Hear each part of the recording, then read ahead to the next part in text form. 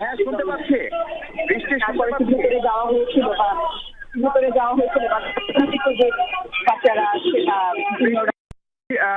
Dhaka medical college হাসপাতালের যে জাতীয় বার্ন ইউনিট, সেখানে একটা হৃদয় বিদারক পরিস্থিতি। একের পর এক আমি দেখতে পাচ্ছি 1, 2, 3, 4টি অ্যাম্বুলেন্স এখানে এসছে। শিক্ষার্থীরা, তাদের বন্ধু বান্ধব যারা গুরুতর ভাবে আহত, এবং ধারণা করা হচ্ছে যে বেশিরভাগেরই শরীরের বিভিন্ন অংশ পুড়ে গেছে। কারণ যে বিমানটি বিধ্বস্ত হয়েছে সেটি মূলত প্রশিক্ষণ বিমান ছিল, এবং প্রশিক্ষণ বিমান বলেই এর ভিতরে নানা ধরনের রাসায়নিক এবং তেজস্ক্রিয় পদার্থ থাকার কথা চিকিৎসকদের প্রাথমিক ধারণা তারা বলছেন।